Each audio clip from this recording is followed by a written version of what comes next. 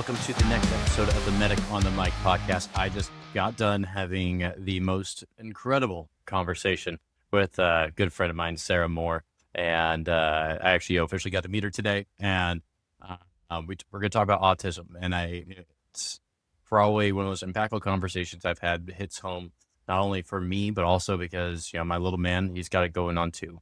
And it warmed my heart and brought tears to my eyes, and I hope it does the same for you, and really opened up everyone's eyes about not only dealing with our autistic patients, autistic people, but also, those who, might be autistic themselves in our field. It's an emotionally challenging, traumatizing world that people with this type of, I guess it's a diagnosis, but they're still people, and it's challenging, and it's emotionally draining, and not knowing where you're at in society and trying to fight through a world, in the way that Sara puts it, fight through the world that was not built for you.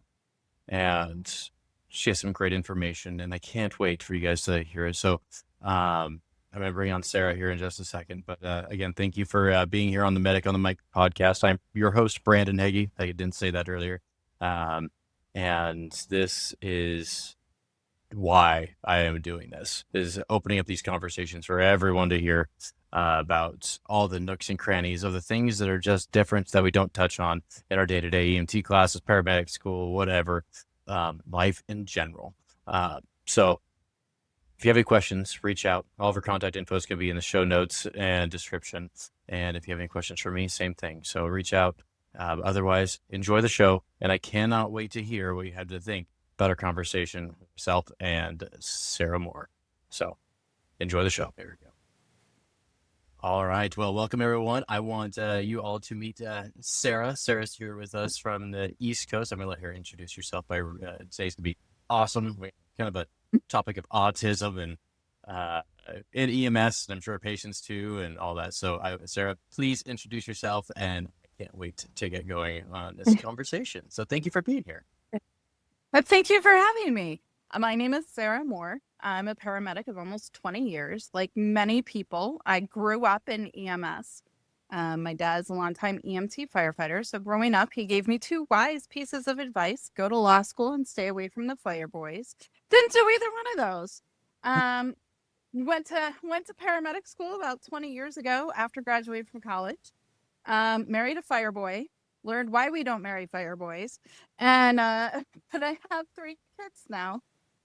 2 of whom are on the autism spectrum. I've been a paramedic 20 years. I'm an educator. I hold a master's degree in education as well. And I do a lot of talking about autism, both how we interact with our neurodivergent EMS students, as well as our neurodivergent EMS patient.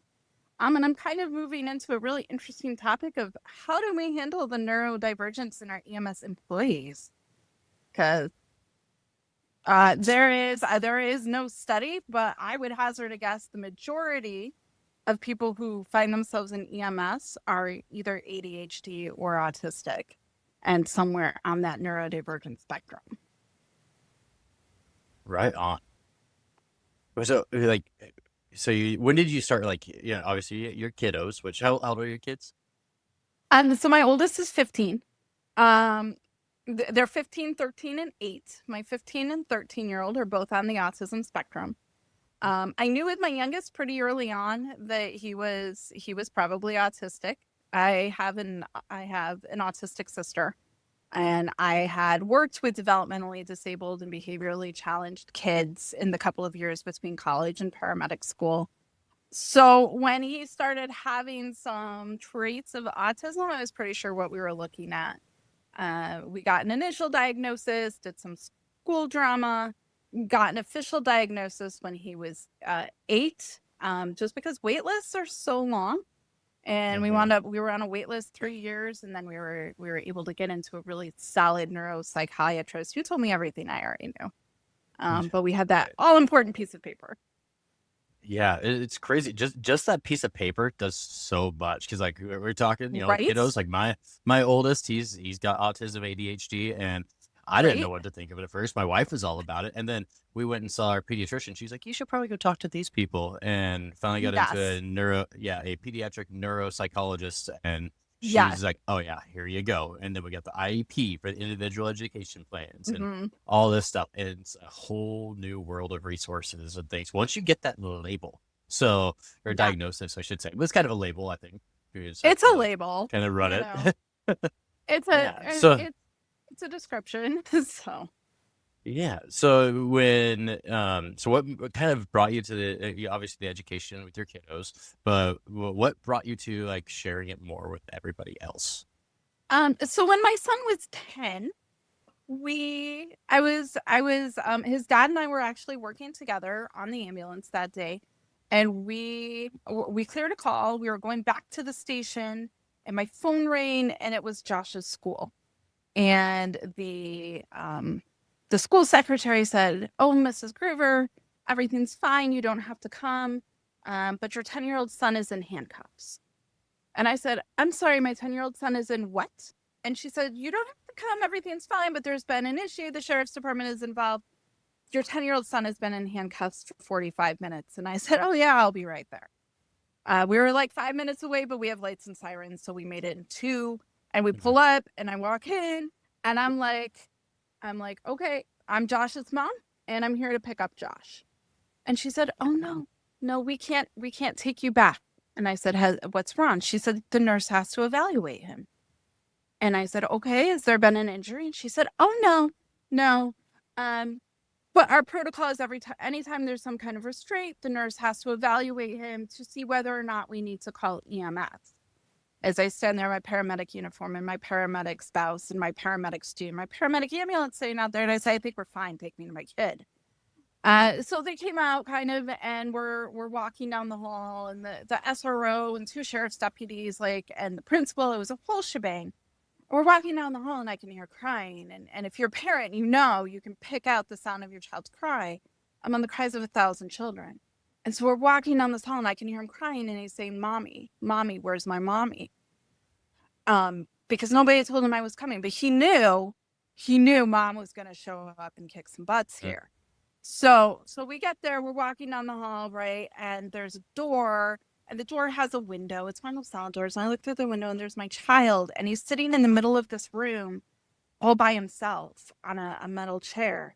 And normally when Josh at that point got upset or excited, he would sim, okay? He would flap his hands. And today he can't do that, though. He's rocking back and forth. He's stimming. He's trying to get his neurological system to come from way up top back down to baseline. Stimming is an unconscious thing that many neurodivergent people do to kind of, reduce that neurological overwhelm. But he can't flap his hands today because they're handcuffed tightly behind his back. And I looked at the sheriff's deputy and the SRO, and I said, "Unhandcuff him and release him to me." And they looked me right in the eye and they said no.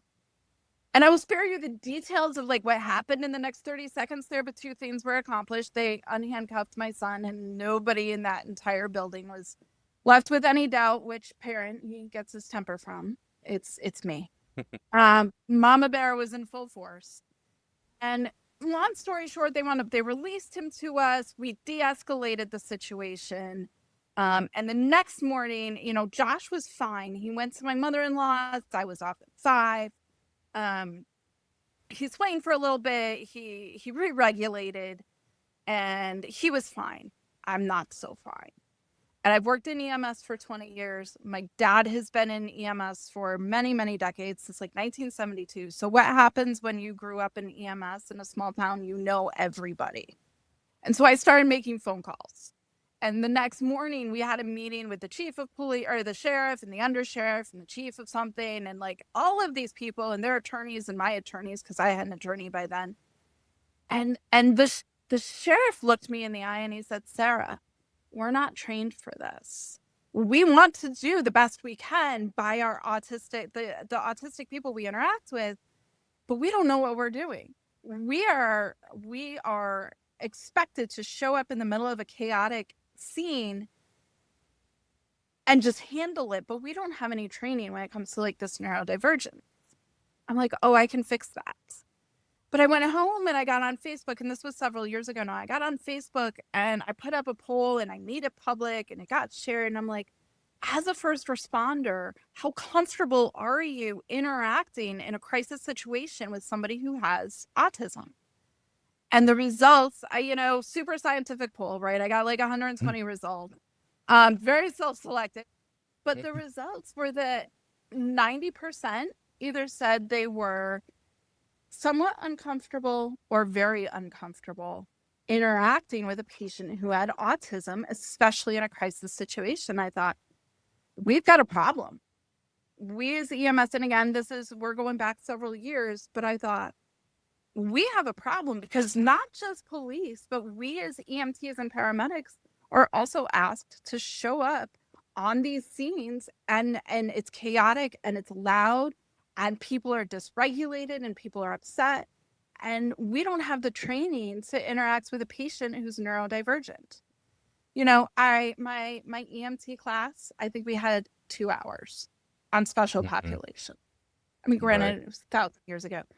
My paramedic class, an hour, maybe, and we were all drunk. My flight paramedic training, when I was studying for my FPCs, my CCEMTP, there's nothing on special populations in there. And I thought, you know what, you're right.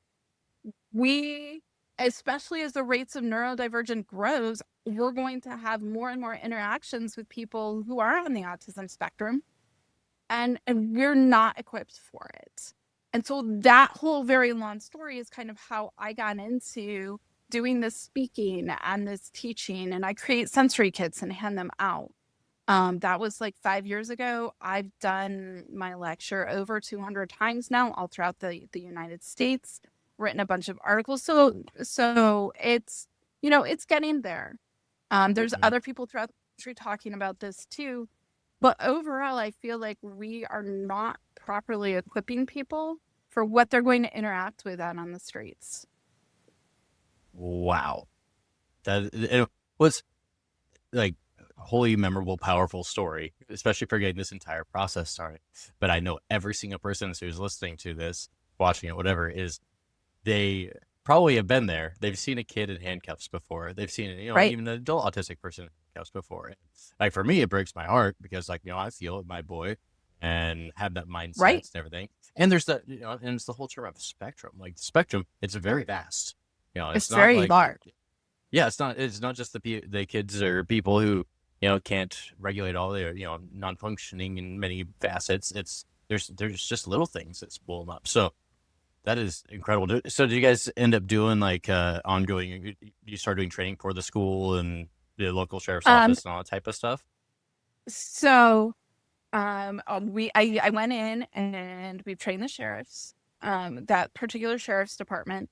I've done a lot of police training, and I also go in and speak to our local, nobody graduates from our local law enforcement academy now that covers 5 counties. Every single person to graduate has to go through my autism training. Yes. And that's been about 4 years. So the new crop of law enforcement that's at least in my area have at least gone through my training. And it's really interesting as a paramedic. I just go in, it's a full day. We do de-escalation with neurodivergent, like we do the whole gamut. And I've gotten a lot of feedback. Like, I don't remember these cadets, but they'll come up to me because, they see me like on scene or whatever, and they'll be like, "Hey, you were the one who came and talked to us about autism. I had this interaction with this autistic person last week, and nobody told me they were autistic, but I remembered what you said, and I did A, B, and C, and we were able to de-escalate a situation that might have gone badly otherwise." And that is just everything to me. That's why I do what I do. Oh, it's so incredible. It's so incredible and so needed. So, and like, what are the numbers? Because I saw some of this, I was watching, I think it's the Sean Ryan podcast or something like that. And they had one of the people on there talking about autism and like the changes from like the 80s until now, as far as like, Right. The numbers of, how many kids actually, it was like 1 in 10,000 before, and now it's like 1 in 30. 1 in 32. 1 in 32 is the last CDC numbers have an autism diagnosis today. Yeah. And again, for everyone, that's all over the place as far as that spectrum goes. Right. So 1 in 32. I know, like my kid, he was in second grade at the school he was at. He in his class, his teacher was like the best one that handles the special needs kids. Mhm. And so what happened? Well, she got all of them. And the school, Right. yeah, it didn't go well. It didn't go well. We're not in Right. the school. But think, she was incredible. But anyway, but talking with the speech pathologist and the psychologist of the school and everything, they're like, oh yeah, we are 30% at our school has an IEP with some sort of neurodivergent condition, and it's painful. I don't, there's this, you could even like, the physiology behind all of it. And obviously there's the political Right. views and like, we go down so many different rabbit holes with it, but like, what are some, I guess, I don't know, what we're here talking about, like what are some other things? You talk about stemming. Can we talk about that a little bit more as a descriptor? Sure.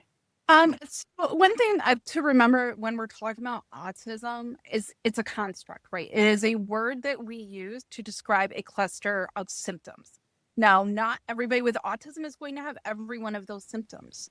But it's that construct that we use to describe these. So when we start talking about autism, again, if you've met one person with autism, you've met one person with autism. But there are some generalities and things they look for like diagnostic criteria. So one is communication deficits. This can be anything from, and I prefer the word differences, communication differences. So this can be anything from a child who just doesn't speak, a child who uses PECs cards or an AAC device to speak, a significantly language delayed child. But on the other hand, on the other kind of end of that spectrum is you can also have hyperlexic kids. And by hyperlexic, these are kids that are using very large words and complex sentence structure at a very young age. That's little professor type. One of the diagnostic criteria I know when we were going through the process with my son, one of the questions is like, does your son talk in an old-fashioned manner? And I'm like, what are you talking about? And his dad is like, well, you should know because that's how you talk, genius. And I'm like, so we have these communication differences. It may be somebody who takes communication at very face value, very literal. Your Amelia Bedelia, if you go back to like your childhood books, who may not understand when we say, I'm going to take your blood pressure or your pulse, because they're understanding this so literally in black and white. They think we're going to walk off with their blood, right? So one of the diagnostic criteria is going to be those kind of communication differences, but we can see a lot of variety within that framework of communication differences. A big one that's almost, if there is something that is pretty, everybody with universal with autism, again, not everybody, but a lot of people with autism are going to have a hyperfocus. So a hyperfocus is a special interest or interest that this person has, but they take it, I almost want to say, to the level of obsession. This is what they talk about. This is what they think about. They may process the world through the lens of whatever their hyperfocus is. For my son right now, it's dogs. He can tell you everything there is to know about ancient European dog breeds, and he's in 10th grade. He's going into vet tech. Like, I'm so glad we have a hyperfocus that he can make a living at. Oh, mine's gonna create dinosaurs. Right.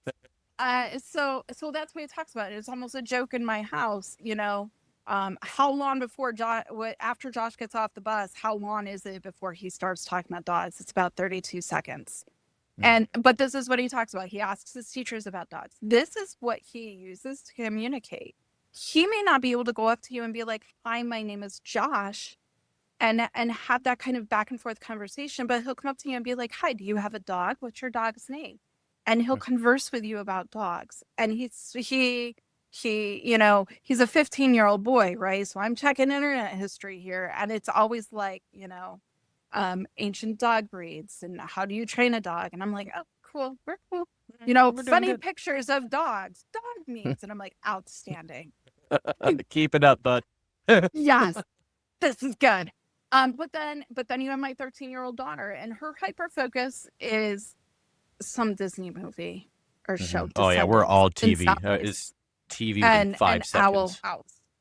And she spends her time, she thinks about it, and she has group chats about it, and she writes fanfic, and this is like what we talk about all the time.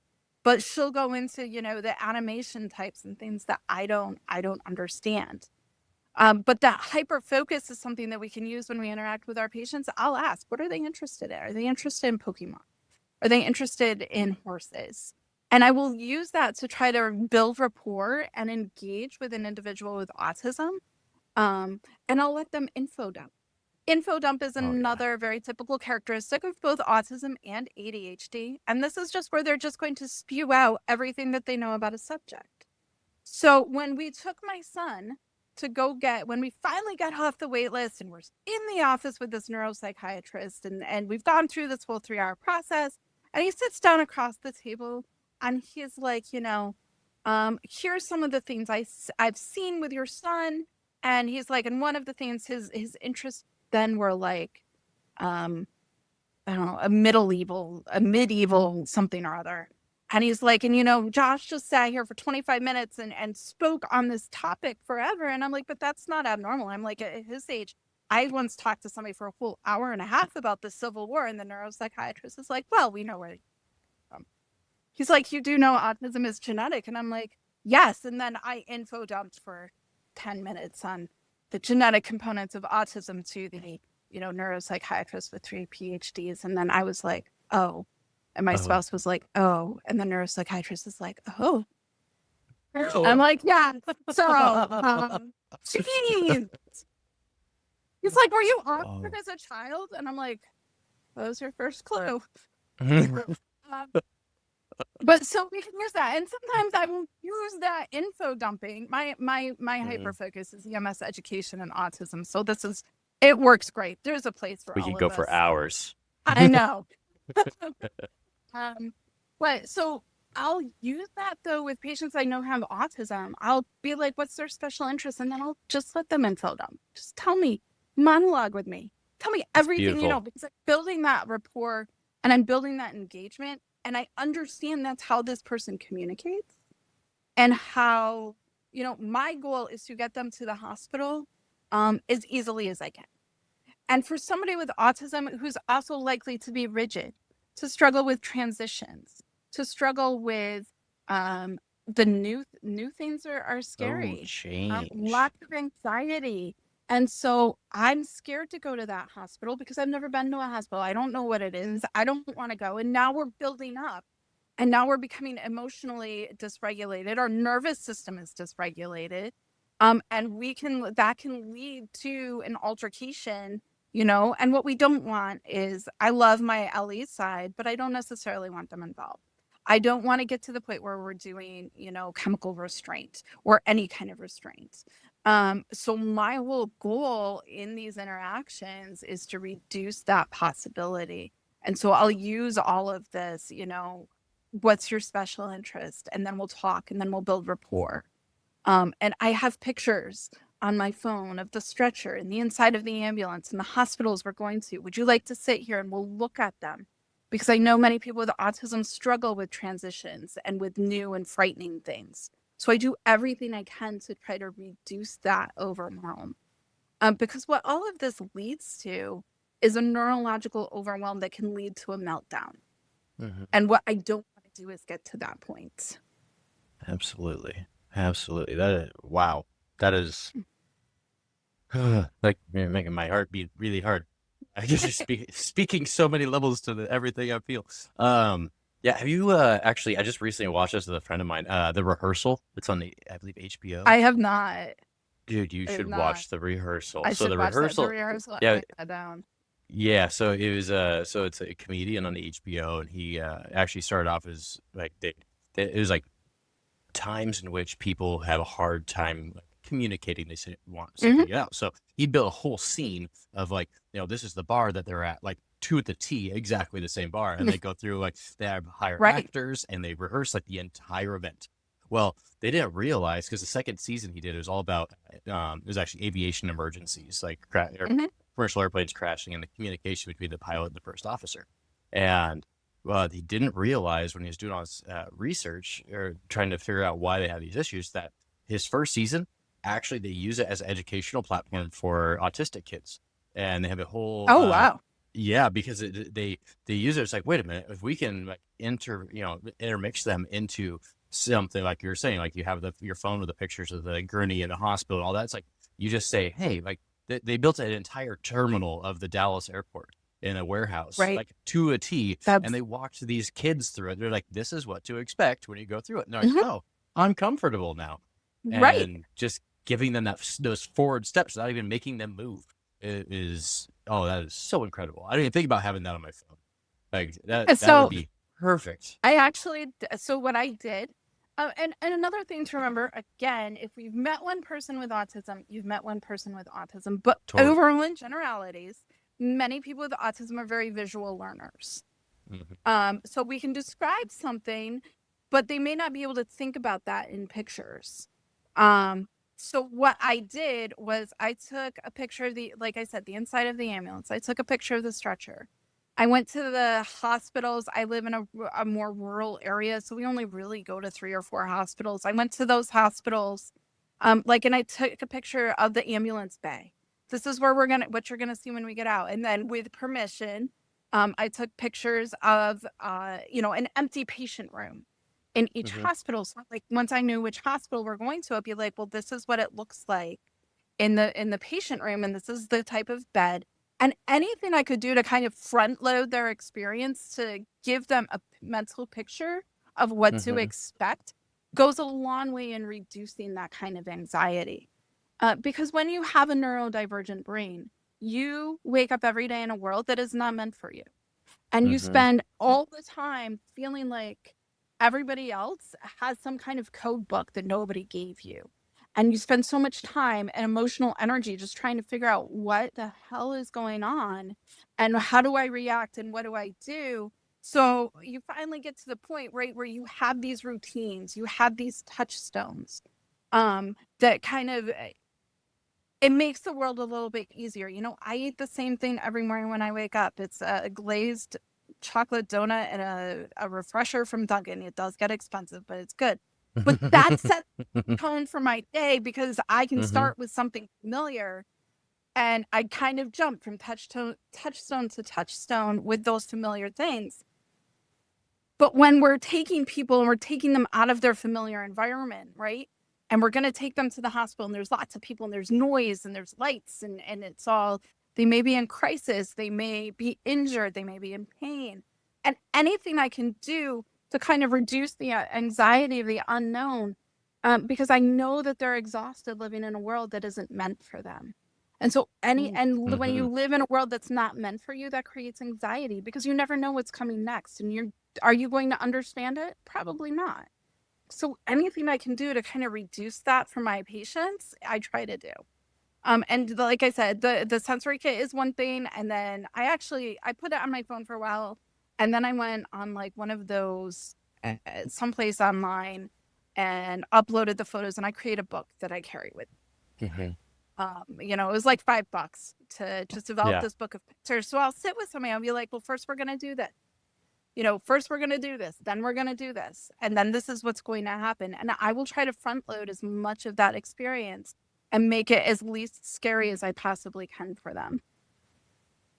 That is just stuff like that. It's so beautiful. It's so simple too. It's like breaking down the day into visual steps. Right. Yeah. What do you have in your sensory kits that you usually run?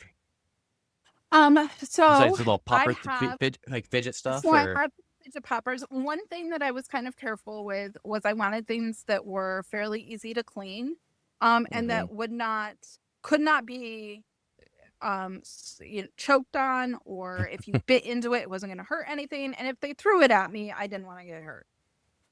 So I have a lot of like plastic poppers, I have tubes that kind of pull back and forth. I have this kind of it's just a chew necklace. So if they Oh, really nice. just if somebody who really just wants to bite me, a lot Mm-hmm. of times we have people who are kind of bitey. And Mm-hmm. really, a lot of times what that is a neurological overwhelm and a sensory issue. And I'll give them this. You can bite this. This is designed for biting. I don't take it back. Mm-hmm. They can keep they bite. Um, I also have a whiteboard with markers because one thing that we have to recognize is that when people, even neurotypical people, are in crisis, we're operating on lizard brain. The thinking part of our brain that processes language and is able to communicate shuts right down. So but many people are still able to write or draw pictures or communicate that way. So I have a whiteboard with markers. I have a PECs board, which is pictures. It's a laminate board. I got it off Amazon for like $5. Um, and it's designed for medical. So it's got like a pain scale. It's got different parts of the body. It's got different things like that. So if they can't communicate or they're really struggling to communicate because they're in a crisis, I have that, and they can just point to the pictures to tell me where it hurts, how much it hurts, that they've been coughing, things like that. And then I also have a pair of noise canceling headphones in each one. Those are a little bit expensive, so those I'll usually wipe off and take Like back. whole muffs. Um, yes, yep. And then I have coloring books, crayons, and stuffed animals. That So is I have a beautiful. variety of different fidget toys. Sounds like a whole Um, backpack. yeah, it is. And it's not. I put them in, um, just kind of those drawstring bags because I don't know about everybody else's ambulances, but we seem to like transits, and there isn't room for me, much Mm-hmm. less, a huge bag. So I actually have them in drawstrings so that they're easily folded up and like stuck somewhere out of the Perfect. way. Perfect. That is so So cool. Like, I think a whole lot of people need to start incorporating that so much more because there's only a handful of people that still know how to handle that. And like you said, that poll is right. probably pretty accurate as far as 90% having your little or no idea, and because it could be the absolute determination of how terrible or incredible the call could go, or Right. just And interaction I in general. I use it not just with people with autism, but I found it works really well with people with dementia, Hmm. and Alzheimer's, who are, struggling to remain on the stretcher or whatever, as well as just kids, or sometimes we even get adults, adults having an anxiety attack that helping them regulate their sensory overwhelm actually physiologically helps bring them out of that anxiety attack. So I use Hmm. it in a variety of ways, not just with children with autism. Yeah, you need to start like your own like Amazon affiliate store or something like that for all this stuff, because like it'd be, that stuff should sweep across the nation. Like I it's didn't so even think beautiful. about that. That's a Yeah, good yeah. idea.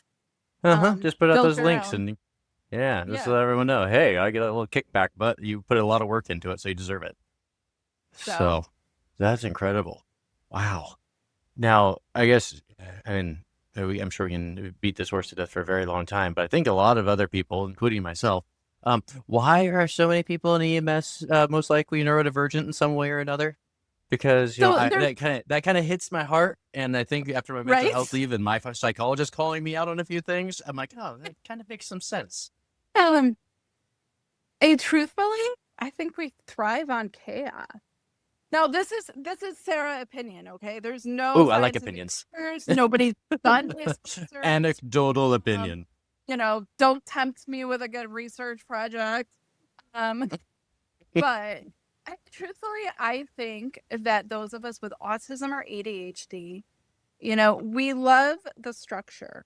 But if you think about it, a lot of what we do is very structured, like the protocols, you know, we hopefully are not just running around making up our own protocols. So that, okay.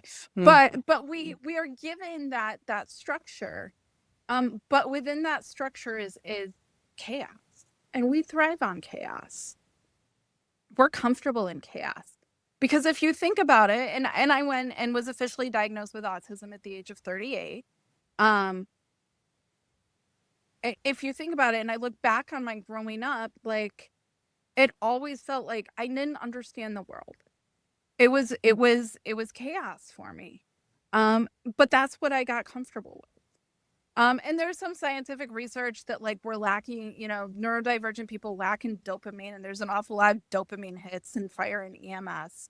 And I think, between that and between I don't know about, I can't speak for other people, but I don't do well in 9 to 5s in a cubicle or in an office. Sarah doesn't do that. Sarah tried that. Sarah failed greatly. Um, you know, but being on an ambulance where I can go to work and I know the general course of the day, but in that is a lot of unknown, a lot of I find a lot of intellectual stimulation, and I thrive on that chaos. And yes, there's probably a psychological component where I'm just, because I'm neurodivergent, and it's pretty well delineated in scientific literature that autistic people are traumatized. Nobody gets out of this world as an autistic person traumatized, because this world is just not built for us. And I think when we're traumatized like that, when we function so well in chaos, because it always feels like we're in chaos, we're drawn to careers that give us kind of that same feeling. We're like, oh, I know this. The whole world's like, there's 3 cars and people are screaming at me. I know what to do here, because I feel like my whole life has been a little bit chaotic, because I've spent all of my time just trying to figure out a world that's not meant for me. So that's the Sarah theory. I'm not a psychologist. Wow. Yeah. But I feel like we find our place in fire and EMS because it's safe for us. It's a safe place. We're with people that are probably neurodivergent themselves. We're all a little bit traumatized. And we get those consistent dopamine rushes. And I think for a lot of us, it's the first place we ever felt like we belonged, and we kind of build a trauma bond with our jobs. Yes, it's a lifestyle. It's like, it's something like, Right. if I left my job, which, I'm always planning an escape route, but like if I was to leave, I'm like, there would be a piece missing, and we would just have to find it elsewhere. Do you think that there's, like, because other stuff I've seen and heard, and is that the disconnection emotionally with calls? And I've always had an emotional issue. Like, my dad left when I was super little, but I remember being very emotional back then, but completely lost it after probably 8 or 9 years old. And I don't know if that was, like, what that part was, but, like, the fact I can't connect emotional memory, I guess, on scene is, it's very helpful, but at the same time, like, it's almost like just the way I live now. And I don't know if that's a commonality throughout it with others. So one of the things with autism that many people struggle with is called theory of mind. And it's something that we can explicitly teach. But neurotypical people are kind of born with this, but many autistic people really struggle to understand or to really truly grasp that other people have different thoughts, right? So theory of mind is the concept that you are your own person having your own thoughts. And many people with autism really struggle with that.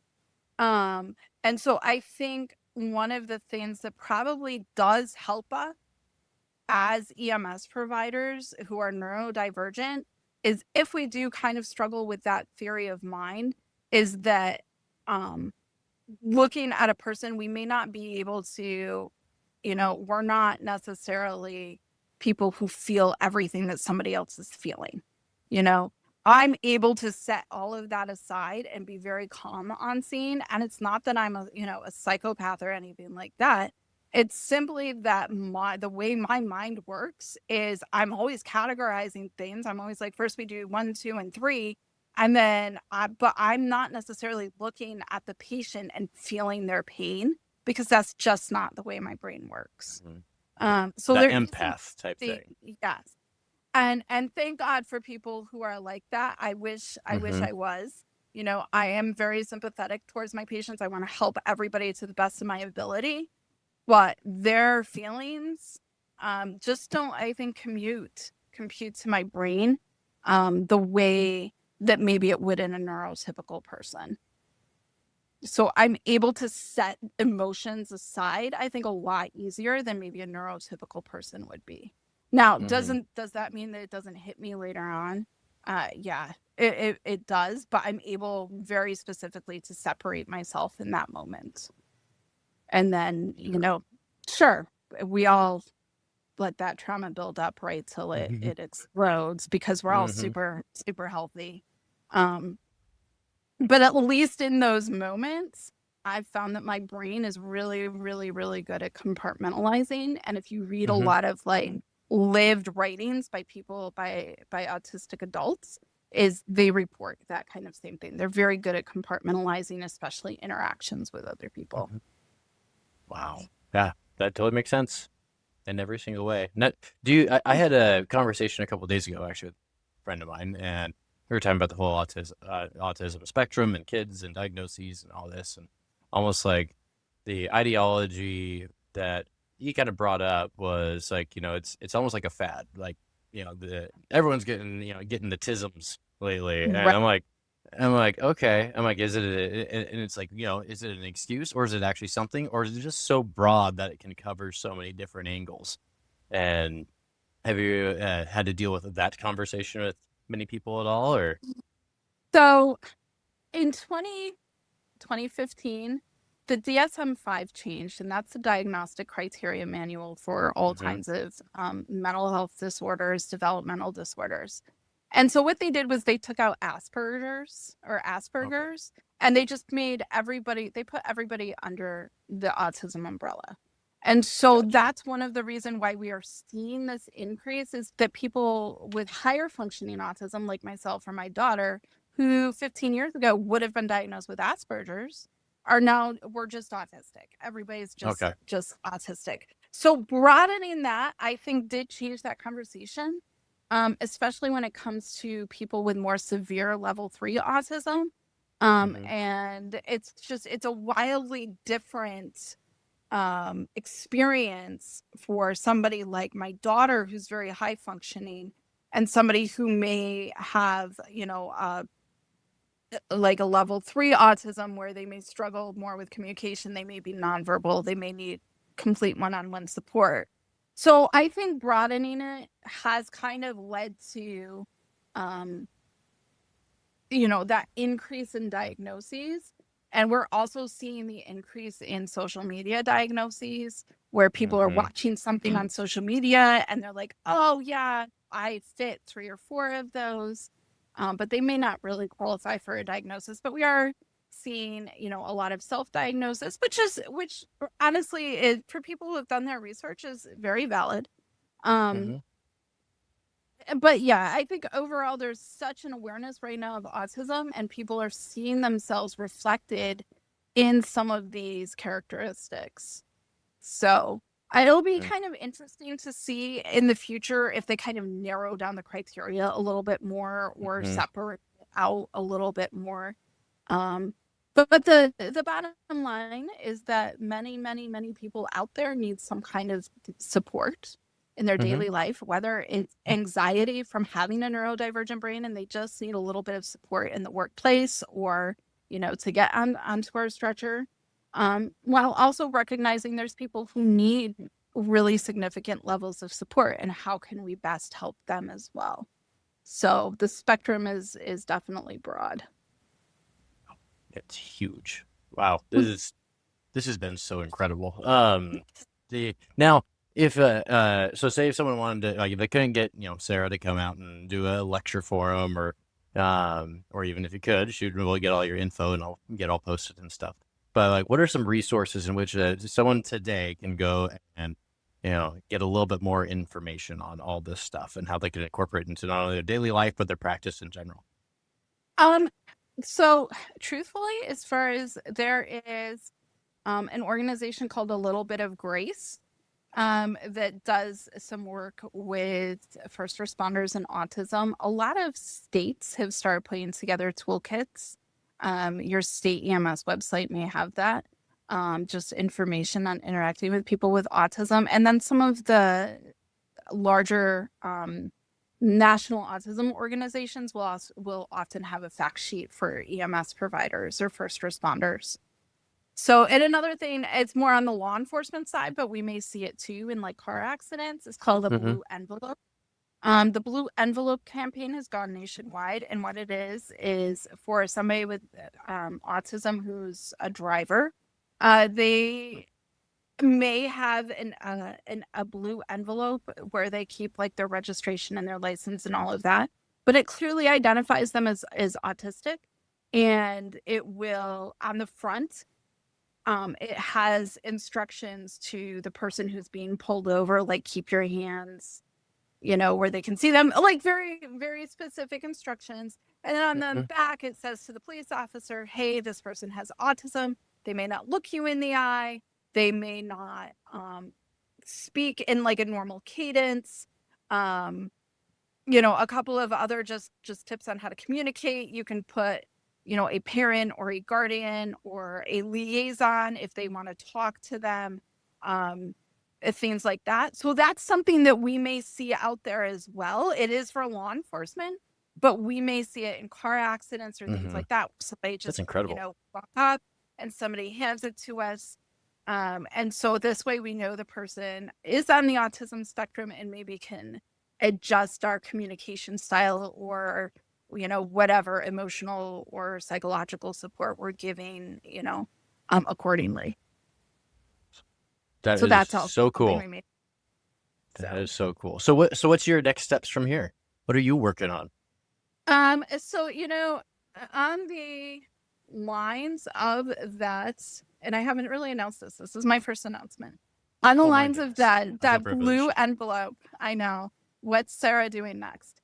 I would like to create something similar to that, but for EMS. So I have an idea like with similarly to a file of life, just create something that somebody could have either in their house, in their pocketbook, whatever, in their car that says, hey, EMS providers, I'm on the autism spectrum. These are the meds I take.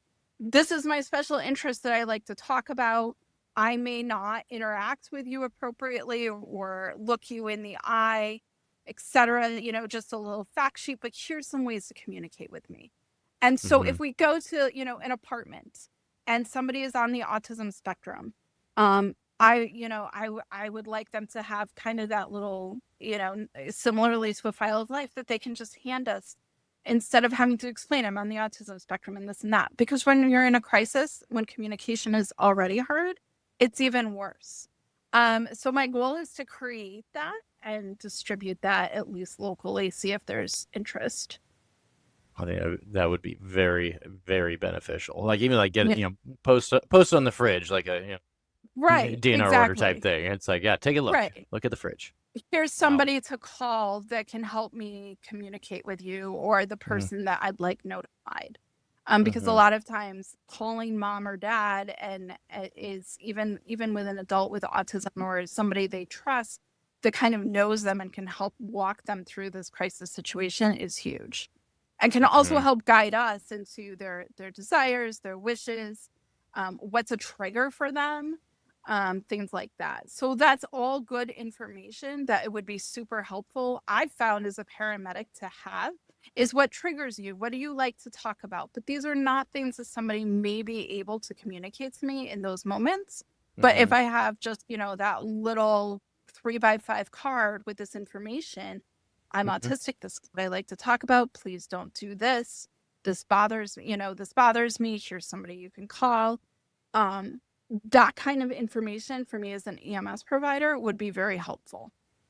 Oh, I freaking love it. That is so cool, Sara. So cool. I cannot thank you enough for being here. I have learned so much from you, and thank you not only for being here, but also like being a representative for this population that's can't represent itself very well, and you are doing it thank very, you for very having well. I try. It's a passion. Oh, it's I would put it as a calling for you. This has been absolute And pleasure. at the end of the day, on a selfish note, um, Mm-hmm. I'm not always going to be around for my kids. All three of my Mm-hmm. kids, two of my kids are autistic. One is ADHD with some learning and developmental disabilities. So we run the gamut. Mm-hmm. And at the end of the day, I'm not always going to be here. I can't Mm-hmm. always be there to speak for them, to protect them, to make sure that what's going on, is appropriate. But my goal is I hope whoever shows up in their time of crisis is somebody that has been trained, whether I did it or somebody else did. And that's the goal for me. Yeah. Is I'm not going to live forever, but I am doing my damnedest to create a world that's safer for my kids. If you were to put it into just like one sentence, like for someone to take away like what to do next time they run into someone with this, like just like something for them to remember in one sentence, what would it be? Our patients, our special needs patients, are people first and foremost, and keep the compassion and the empathy forefront, and remember that they are a person before they are a label or a diagnosis. If we can treat if we remember that we are treating a person with feelings and fears and anxieties before the broken arm or their autism or whatever label and whatever is going on, if we remember first and foremost that the person in front of us is a person with all the same fears and anxieties and hurts that we have, I think that will go a long way in reducing potential conflicts. Perfectly said. And it's actually a nice segue because in 2 days, I'm literally teaching a class called empathetic medicine. So Perfect. touching on all of that. No, that is so Perfect. beautiful. Sarah, how would anyone reach out to you to get a hold of you if they want any more information or collaborate later on? So you can find me on LinkedIn. It's Sara Moore Groover. And then my email address is really easy. It's Sara, Sara, Moore, Moore, 2213@gmail.com. Perfect. I'll put And links up and anybody everything. can reach out. Yep. Anybody can reach out at any time. That's absolutely incredible. Sarah, I thank you so much for everything you're doing. Like I said, it's your calling and it's warming my heart, bringing tears to my eyes, and I hope it does it for a whole lot more people. I'm even going to send this to like my family members, be like, hey, you might want to listen to this. You'll understand me and my kid a little bit better. So, Well, awesome. Thank you so much for having me. Yeah, absolutely. This was And I'm great. looking forward to seeing you here one of these days. And like, no one knows, like we haven't actually officially met before, but we're going to cross paths. It's going to happen. We're just on the opposite Absolutely. side of the country from each other. So, but it was great to meet you. Thank you so All right. much. Good to And meet we will you. see you soon. All right. Thank you. Stay safe out there. Oh, we'll try. All right. Bye. Welcome to the land of the